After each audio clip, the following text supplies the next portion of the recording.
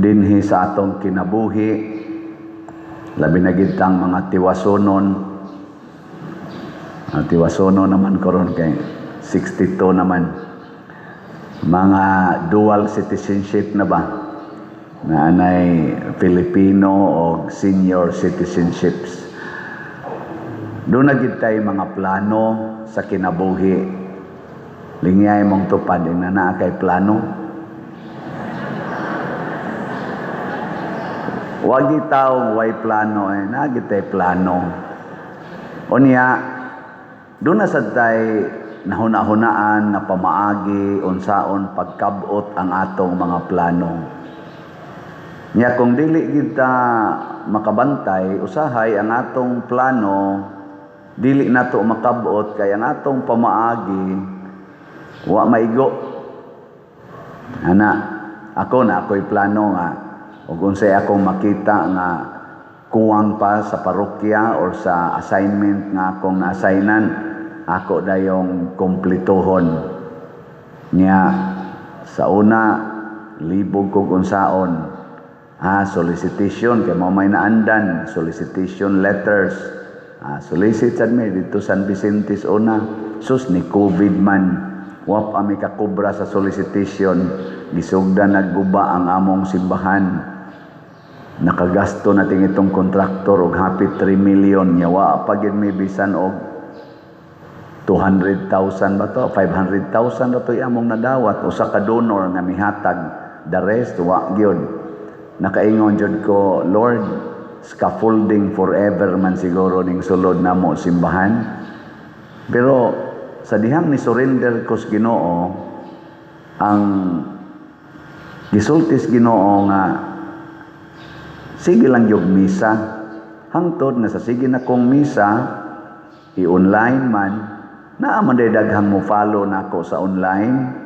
Hangtod na nasuggest sa akong ubang mga kauban, among finance council, PPC nga, unsa ka padir og di na lang ta maglaom atong solicitation kay kanusa pa sa kato nato makuha. Og anhin na lang ta mag-solicit sa online. Og misugod mi June 2020 and lo and behold pagka December nahuman na namo ang among mga project na atop, kurente, rewiring, unsa patong uban niya, renovation. Og hangtod karon mao na nay akong style ang pagbaligyag slot. Mo na kaning akong birthday is a slot-filled birthday. Lingay mong tupad, ang napila gyud ka slot imong napalit. Na birthday na biyarong father, birthday na gyud niya, nakapalit kag slot. Ay klaro. Salamat sa nagmanyanita, ningon man ta kung ay mo pagmanyanita, yung mga masinupakon man gyud kay mo. Ang akong plano, why manyanita, simple lang, pero nangabot man gid mo dito, naaman day mas nindot nga kalipay. So, salamat sa niyang manyanita. Hinaot unta, dugay pa mo mga matay.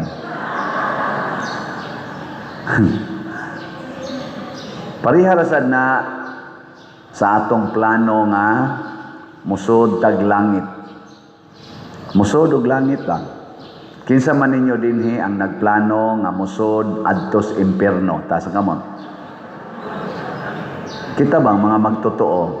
Pulos gyud langit bisan gani gamayng bata imong papilion ing kaon sa may imo dong day. Impierno langit, mo na gina heaven. Ana.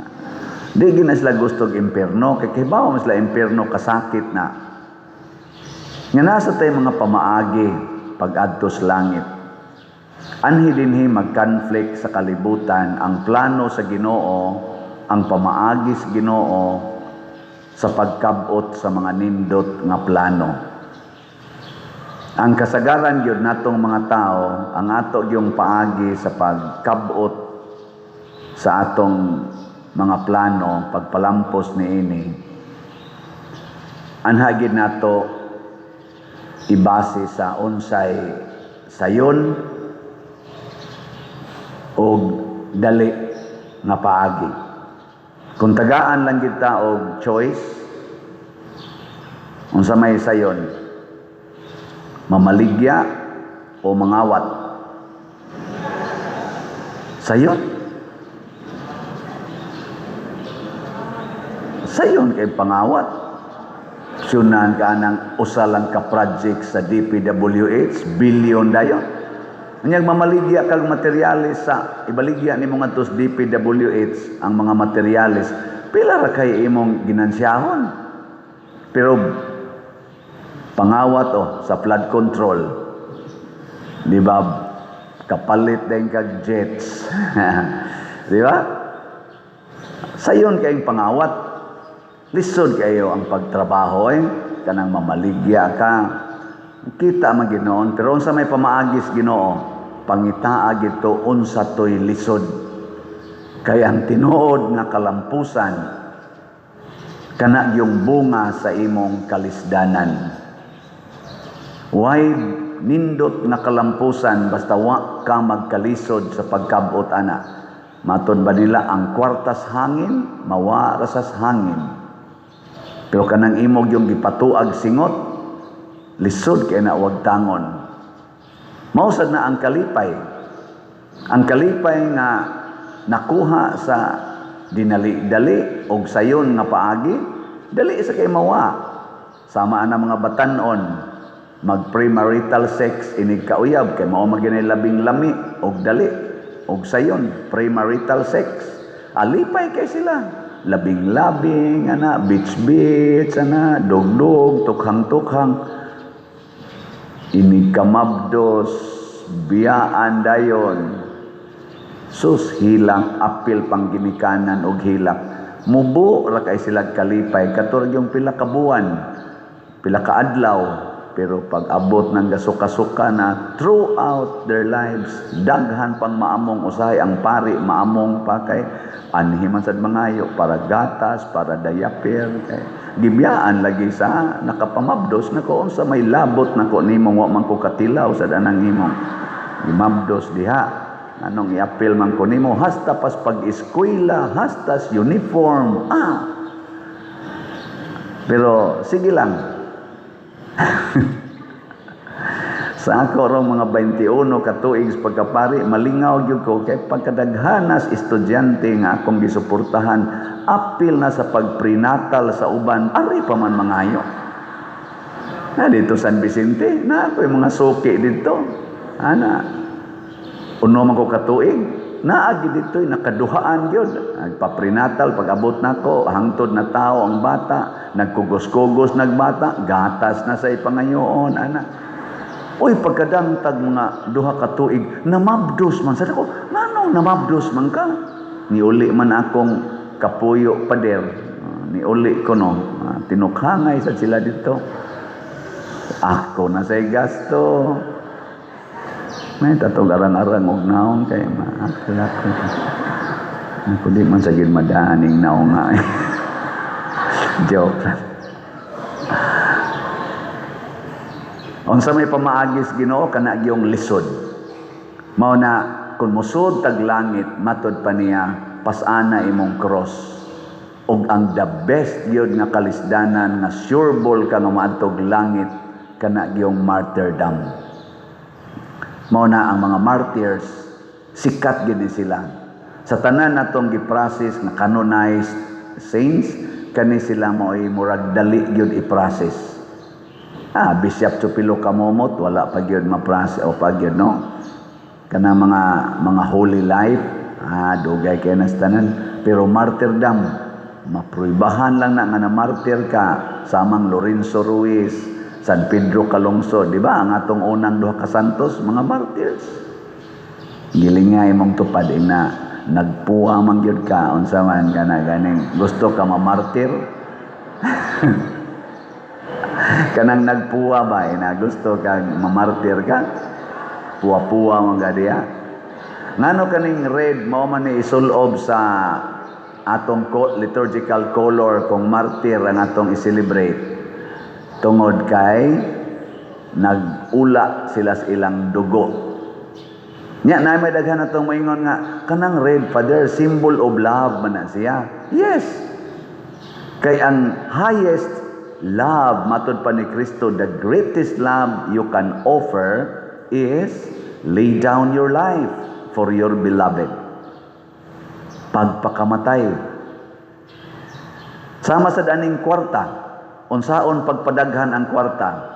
Sa pamaagi nato, tigom yun. Munang naidaghan kay diha mga financial advisors, unsaon pagtigom, unsaon pag-invest, unya na na time frame by 2 years, ingon ani na imong income, by 5 years, by 10 years, unya by 15 years, you will be a billionaire already. Ano man na? Sakto ba? Nilingay imong tupad, na unsay imong pamaagi pagdato, unsaon imong pagpadaghan imong kwarta. Ako nangandoy sa kumudaghan atong kwarta. Way usa natong wa mangandoy nga mudaghan bisan si Kristo. Iya ganing example ingon sa tagaan og tag sa katalent, kinahanglan imong inegosyo, at least naaman lay income, bisag interest lang. Gusto ang Ginoo nga mudaghan ta. Kato ganing kahoy, iyang gipangitaag bunga, wa gyud bunga, iyang ipaputol sa wa man ni bunga. Gusto gyud ang Ginoo nga mudaghan. Pero unsa may pamaagi nato, tigom, pagtinihik, disiplina, nyag nay manghuam nimo, tubui. Haron gyud nga ang imong kwarta kanunay gyud nga mo income. Mao na yato. Nya ayaw gyud pag-spend nga wa kay income. Loss ang tawag ana. Kamo mga accountants kay bawo mo ana, mga commerce people kay bawo mo ana nga di gyud pwede nga ang imong financial operations pirmi lang loss. Mawagtang gyud ka ana. Kinahanglan gyud income gain. Mo na kitang to profit-oriented mentality. Dahil tag-ingon, gigagod, mumanyanita ko, ilantan palang ko, alkansi ko. Sakit ra ba niya akong tuhod, pero dito, nagmanyanita na ko, galisod nagsakasagdanan ako kani. Sunod ani, bilarana naman eh. Pero ni hago yun, dato. Nga naman, basin og natakdan sila sa pamaagi ni Jesus. Ug unsa may gitan-aw ni Jesus nga makapadaghan sa atong kwarta, kinahanglan ihatag nimo ang tanan ngadto sa mga kabos, ngadto sa simbahan. Mo na kining biyuda nga ning offer, gidayeg ni Jesus, insa ang kinadak-an rog nahatag kanang biyuda, pero duha ra kadako iyang gihog. Ikumparar ato mga dato nga nidhug og dagkong kwarta, ingos Kristo kadtong ilagong gihatag, ang sobra raman to sa ilang gikinahanglan, ang 10%, ang 90% tuwa pa Manila. Pero ang biyuda 100% ang iyang gihatag. Ikaw na be, lain na sang lingi sa imong tupad, ingna og mopalit ka rog slot, hutdon gid nimo gasto imong kwarta, ingna kano. Hutdag gyud kuno kanabang og unsa gyud kwarta nimo karon, ihurot og palit og slot. Kaya dili. Awa na lingo dai di sa madapa diri mga matay tas gutom ana. Nganuman ang biyuda namatay tos gutom. Wa sa takaybaw.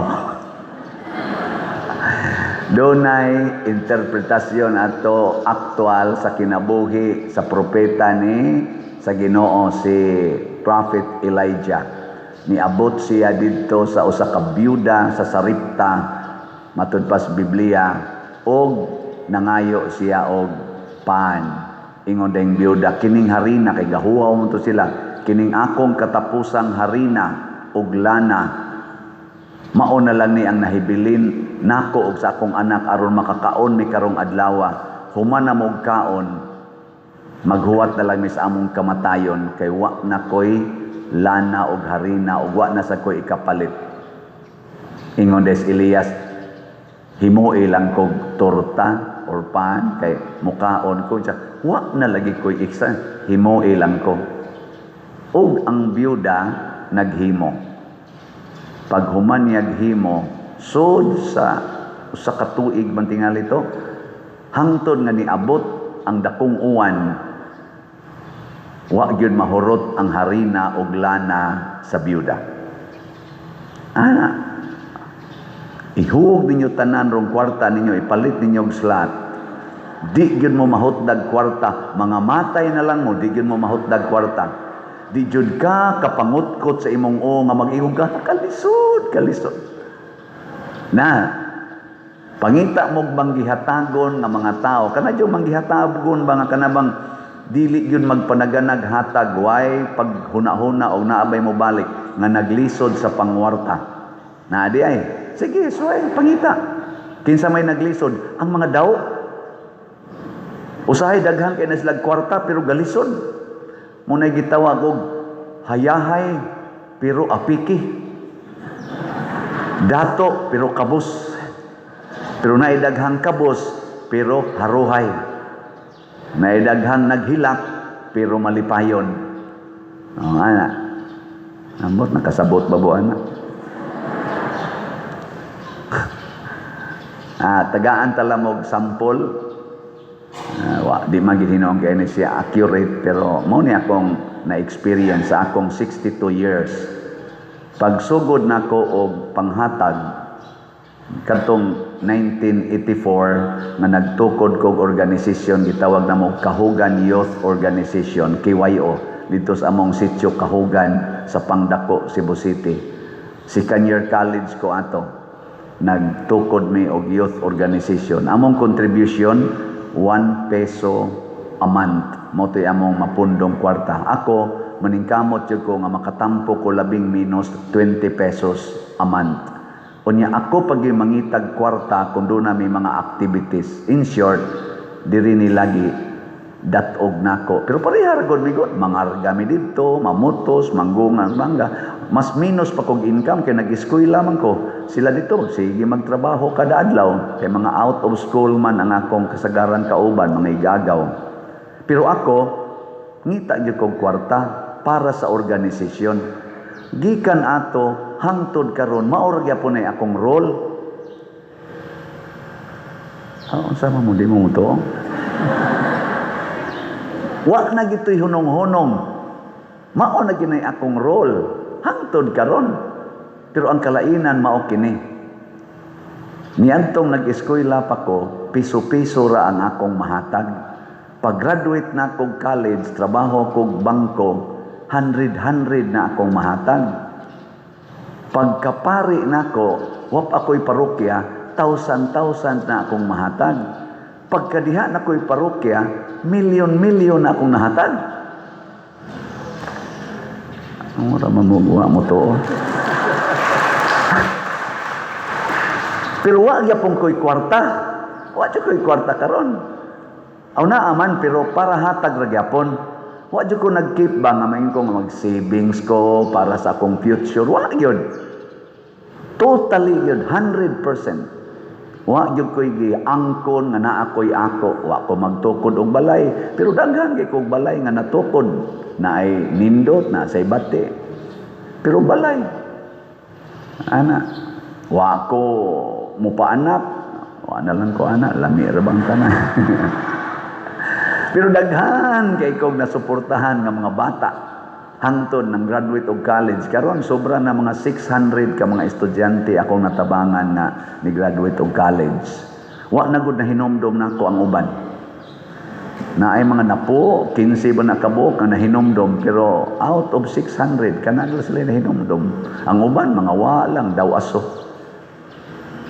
Kung mag-graduate, wa na. Pero kanang wa pa ka-graduate, kada semana makadawat kog letter, makadawat kog text, bayranan diri, project diri, bayranan diri, project diri, bayran. Ana, sige lang sang hatag, allowance, ana, humang graduate, wa na mahinomdom ay. Di na magani hapit mo tagad. Diha magani koy usa ka scholar nga na abroad na o niya perti ng nindutag sakyanan. Sus naglakaw kusdan, nag-uwan-uwan man to ni agi bitaw na piksan ko. Nako, tuwan ang akong scholar ay. Wa man siya kabantay ang ako to.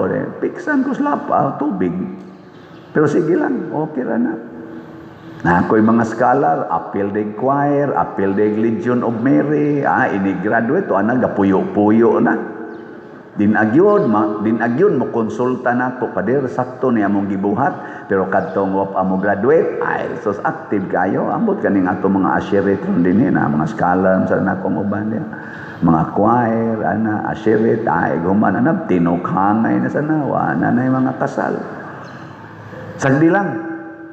Ang importante, saman, sundo nato ang pamaagis Ginoo. O kung sa may pamaagis Ginoo, ihatagid ang tanan para sa kaayuhan sa tanan, dili para sa imong kaugalingon.